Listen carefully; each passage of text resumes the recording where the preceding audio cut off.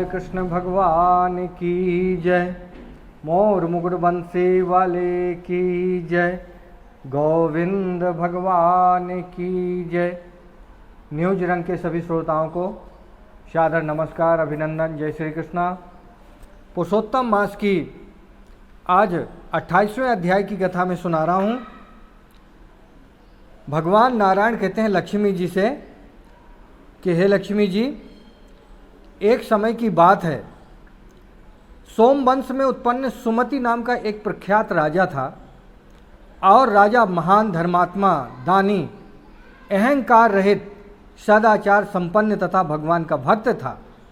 नित्य भगवान की पूजा आराधना करना और अनेक पुराणों का श्रवण करना, इसी प्रकार वह अपनी दिनचर्या बनाकर पुत्र के समान प्रजा का पालन किया करता था। राजा की स्त्री का नाम था सुष्ठमती था। वह भी पतिव्रता के धर्म से परिपूर्ण, महासौभाग्यवती, सभी शुभ लक्षणों से संपन्न और भगवत भक्ति से परिपूर्ण थी। भगवान की कृपा और अपने पुण्य कर्मों के प्रभाव से राजा रानी दोनों को अपने पूर्व जन्म का वृत्तांत संपूर्ण स्मरण था। इसी के कारण वे दोनों इस जन्म में भी जब जब अधिक मास आता तब बड़ी भक्ति और श्रद्धा से नियम व्रत धारण, भगवान पुरुषोत्तम का पूजन, अनेक प्रकार के दान कर्म करते रहते थे।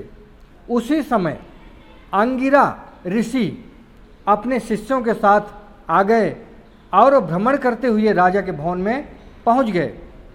ऋषि का आगमन सुनकर राजा रानी दोनों मुख्य द्वार पर जाकर मुनि के चरणों में प्रणाम करके आदर पूर्वक राजमहल में लाकर उत्तम सिंहासन पर बिठाया और ऋषि की बड़ी आगवानी किया। राजा रानी दोनों ऋषि महाराज जी से पूछते हैं कि हे मुनिवर, मैं पूर्व जन्म में वीर नाम का एक वैश्य था। मैं जाति से वैश्य जरूर था, लेकिन मेरे कर्म शूद्र से भी पतित थे। मैंने अपने जीवन में अनेक पाप कर्म किए। ब्राह्मणों की संपत्ति जबरदस्ती अपहरण की, चोरी डाका, दूसरों का वध करना, यही मेरी नित्य दैनिक क्रिया थी। दूसरों को अपशब्द बोलना, कष्ट देना, धन का हरण करके वैश्यालय में खर्च करना, मदिरा और मांस का भक्षण करना, यही मेरा कर्म था। मेरे इस कर्म से बंधु बांधव, पारिवारिक जन और गांववासी सभी कुपित थे। कोई मुझसे बात नहीं करता था और अपने दरवाजे पर खड़ा नहीं रखता था। इस प्रकार बहुत समय व्यतीत हो गया। लोगों के तिरस्कार से दुखित होकर मैंने गांव छोड़ दिया और जंगल में पत्ते की झोपड़ी बनाकर रहने लगा और जंगली जीव, पक्षी, मृग आदि को मारकर उनका मांस भक्षण करके किसी प्रकार दिन बिताने लगा। परंतु जंगल में भी कभी पशु पक्षी का शिकार नहीं मिला तो भूखा ही रहना पड़ता था। इस प्रकार भूख से व्याकुल होकर जंगल में घूमता रहता था। एक समय भूख से व्याकुल जंगल में घूमता हुआ काफ़ी दूर निकल गया।